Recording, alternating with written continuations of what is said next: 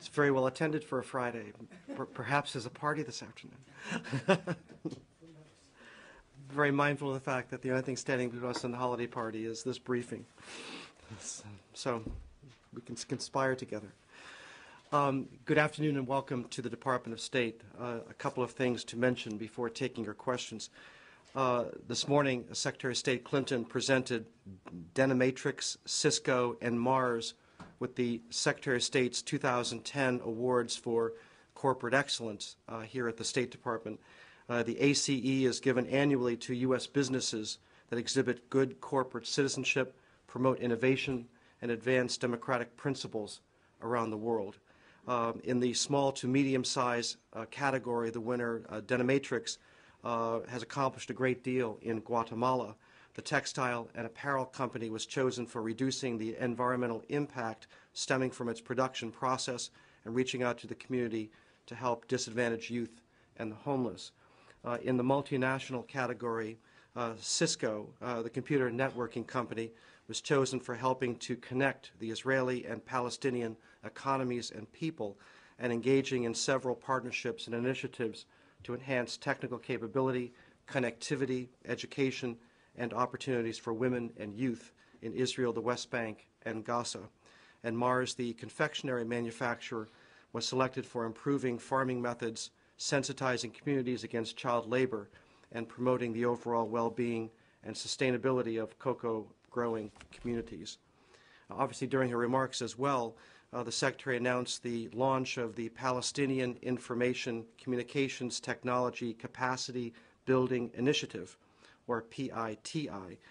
This initiative is designed to enhance Palestinian economic capacity in the information communications technology sector by facilitating partnerships between Palestinian ICT companies and U.S. multinational companies, particularly those with operations in the West Bank, Gaza, Israel, Jordan, and the broader Middle East.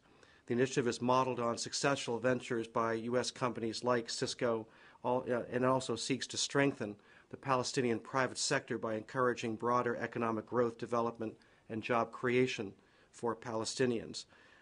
This PITI effort is led by the State Department in partnership with USAID and Partners for a New Beginning. It will help to expand U.S. investment in Palestinian companies and promote new business opportunities in the region. And the initial partner companies include Cisco, Google, Hewlett-Packard, Intel, Medcore, and Salesforce.com. Regarding the Ivory Coast, we understand that African Union President Jean Ping, African Union Peace and Security Council Chair Ramtane Lamamara, and ECOWAS Chair Victor Agbo have arrived in Abidjan and are in discussions with both President Gbagbo and President-elect Ouattara. International pressure is increasing. Both the European Commission and the United Nations Security Council have released statements asking Ivorians to restrain from violence and respect the outcome of the election. From the United States standpoint, time is running out. The United States is prepared to impose targeted sanctions individually and in concert with our partners on President Gbagbo, his immediate family, and his inner circle should he continue to illegitimately cling to power. At the same time, we're mindful of the situation in Cote d'Ivoire, and the Undersecretary for Management, Pat Kennedy, has approved an authorized departure of dependents and non-emergency personnel for our embassy in the country. That's it? That's it. The situation in Ivory Coast didn't come up at all with the Mars people, did it? Considering the Ivory Coast is the world's largest producer of what makes M&Ms M&Ms? That's a question, that's a statement. No, I asked. No, did it come up at all? Not to my knowledge. Okay. The Secretary before then, I believe, met with Senator Mitchell, yes? Yes, this morning. Can you tell us what he reported to her? Well, I will decline to read out his report. He has returned to the region, from meetings, with Israeli and Palestinian officials, and also with others in Europe, as we've outlined throughout the week. I would say His deputy, David Hale, met today with UN Special Representative Mark Otte in Brussels, and Mr. Hale, joined by Daniel Shapiro from the National Security Staff, will have follow-on meetings with Palestinian and Israeli officials next week. We continue to engage the parties. We plan to continue that engagement next week. We're focused on the substance of the core issues. We hope to use these discussions in the coming weeks to create some momentum that will lead the parties back to direct negotiations. Where is that, Hale and Shapiro? Pardon me? Where will those meetings be? In the region. And just with the Palestinians? Sorry. I said with the Palestinians and the Israelis. Would you say that Senator Mitchell's meetings to date have started to create that momentum or not?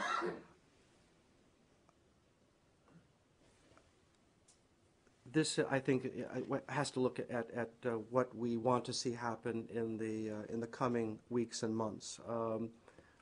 We've outlined what we think is the appropriate agenda. We've gone through substantive details, what we want to see the parties do in upcoming meetings that we'll have.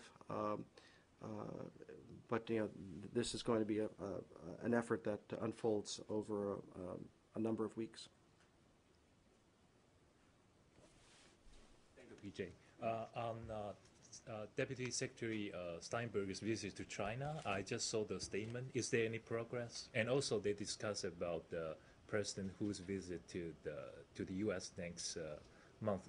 What did they discuss? Well, the Deputy Secretary Steinberg and NSS Senior Director Jeff Bader are on their way back to the United States, having completed meetings in Beijing. Our Ambassador Sung Kim has moved on to Seoul, and we will expect, as we've said, to have discussions early next month with Japanese officials. Unfortunately, that did not happen this week because of the illness to Kurt Campbell. The meetings we felt were constructive, useful. They touched on bilateral issues. They touched on the upcoming visit by President Hu Jintao next month. Obviously focused significantly on activities and events in the Korean Peninsula. David. PJ, there seems to be a lot of apprehension about these South Korean drills to the extent that it's reportedly the Russian government asked the United States and South Korea to come in, and they apparently urged South Korea to cancel this exercise. Is that something that you're also counseling the South Koreans to do? Well, I can confirm that Ambassador John Byerly met today with Russian Deputy Foreign Minister Borodovkin on a number of issues, including North Korea. The meeting came at the Deputy Foreign Minister's request. I'll leave it to Russia to characterize its view on the current situation. Clearly, we are concerned about events and North Korean provocations. We want to see tensions reduced. We've clearly called on North Korea to do that. We want to see other countries, including China, Russia, and others, send a clear message to North Korea to cease its provocations. But by the same token, we recognize that South Korea is a sovereign country. It has a right to exercise its military as it sees fit. Exercises in the past, routine in nature, do not pose a threat to North Korea. North Korea should not use any future exercise as justification to undertake further provocative actions. Yeah, you just said that South Korea, but the North Korea is saying that the South Korea is acting provocatively. So it's hard to see how a routine live fire exercise, which has been held in the past, poses any kind of threat to North Korea. In fact, it does not. A country has every right to train and exercise its military in its own self-defense. These are activities that have and should there be a live fire exercise in the coming days, fully contained within South Korea's territory. If you look back on the most recent live fire exercise that did,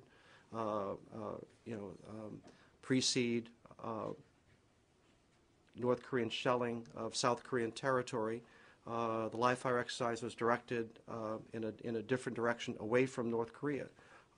So North Korea should not use any future legitimate training exercises as justification to undertake further provocative actions. How can you say anything is ordinary when this has been a heightened tension over the past 8-9 months, starting with the sinking of the Cheonan and then the revelations of their nuclear? How can you say anything Well, is so I'm saying normal that and not well, provocative in this context? Well, if you look back at South Korean activities, they have had live exercises in the past. In some cases, we have had training exercises with South Korea. This is a perfectly legitimate undertaking on behalf of South Korea. It does not pose a threat to North Korea. Well, is there a disconnect here? Because General Cartwright yesterday, immediately following your briefing, expressed his concern about these exercises and urged some that they take some sort of considerations into account, considering the tensions. Well, look, nobody wants to see a further escalation of tensions in the Korean Peninsula. We are in touch with South Korea. We are closely monitoring ongoing events. But at its heart, South Korea has legitimate right to train its military as it sees fit.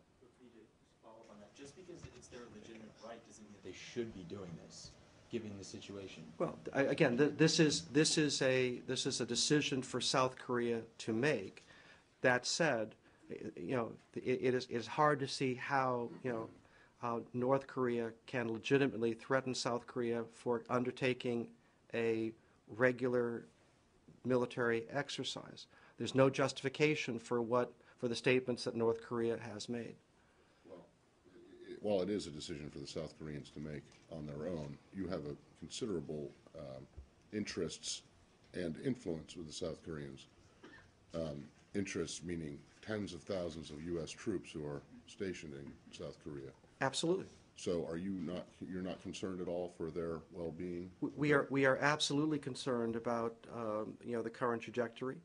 It's why Deputy Secretary Steinberg undertook the trip to Beijing to consult with China, just as we've consulted with others, including Russia, in meetings here this week.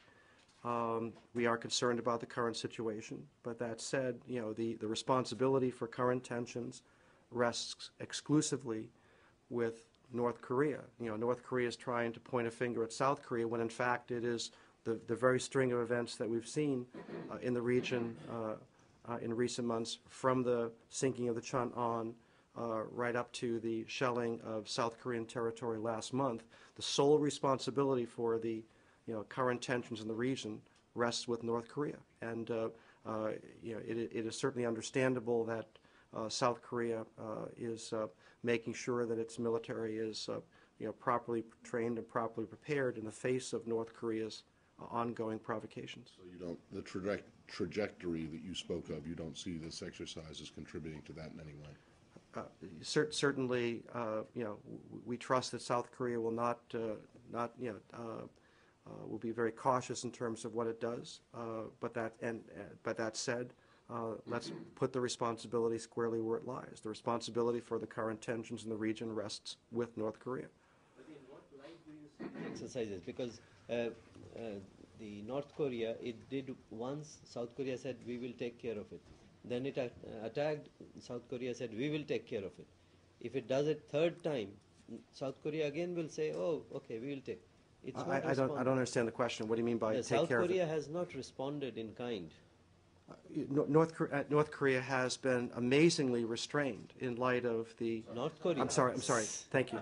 South Korea has been amazingly constrained in light of a series of North Korean provocations. But South Korea has the right to self-defense. It has the right to exercise its military as it sees fit. Nothing that South Korea is planning is in any way threatening to North Korea, and there's no justification for North Korea taking any action whatsoever should South Korea decide to proceed with this a scheduled live exercise, which I understand it has been delayed due to inclement weather. The U.S. military will participate in these exercises? This I understand is a South Korean exercise. Another subject, PG. My question is, yesterday when Secretary announced 140,000 Pakistani troops will be or has come out from the Indian border on the Pakistan-Afghan border to fight against terrorism. My question is that when this was decided and what role U.S. played, whether U.S. had spoken with the Indian authorities, because in the past Pakistan was saying that India is a threat to Pakistan, and now they are pulling 140,000 troops from the Indian border. That means there is no threat between the two countries, or was never. Well, first of all, how Pakistan decides to deploy its military forces is a decision for Pakistan. We've made no secret of our desire to see Pakistan take more aggressive action against extremist elements within its own borders that is a threat to Pakistan itself. And as the Secretary said, we have seen Pakistan shift its emphasis away from the Pakistani-Indian border and more aggressively to the Swat Valley and other areas where these extremists operate. No military has suffered more significant casualties in undertaking these operations than Pakistan. But these were obviously decisions for Pakistan to make. But the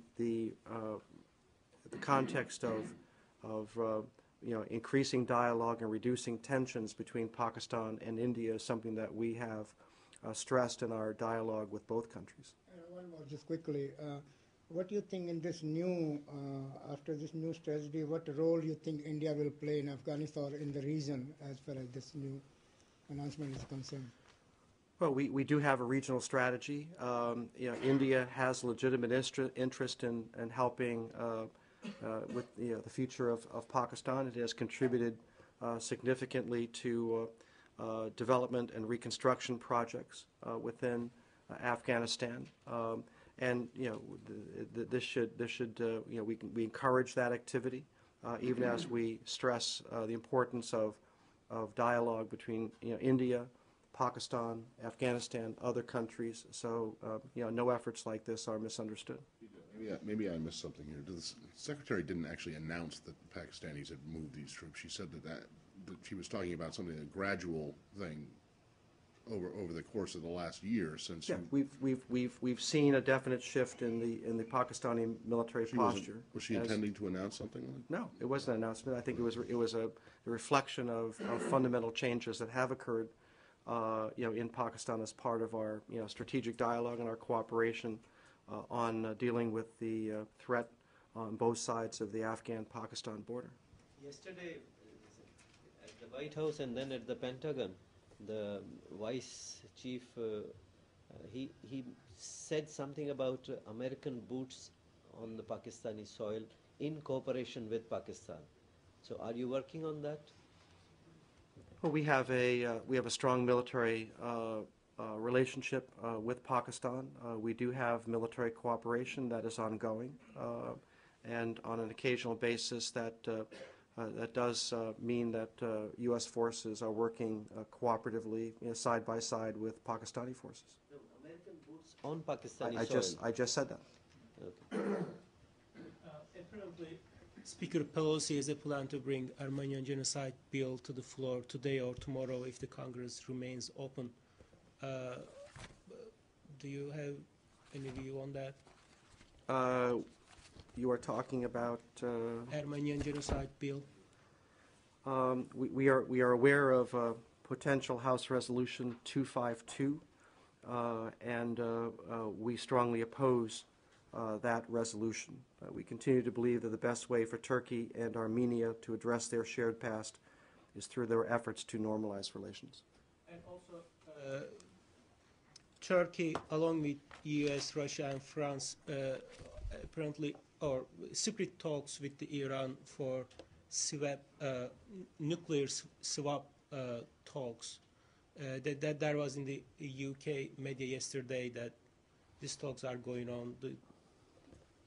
Well, I'm not going to comment on any story that might be based on any classified cables. We can't vouch for the authenticity of any single cable.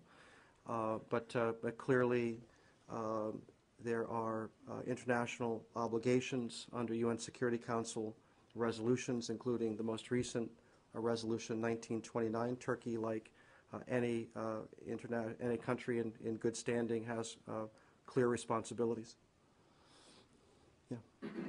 Council of Europe accusations against Council of Europe report after they accuse Kosovo Prime Minister for serious crimes, basically. In the report, the FBI is mentioned as one of the sources of the inquiry. So, is there anything new about that? We heard something. We addressed that a couple of days ago. Yes.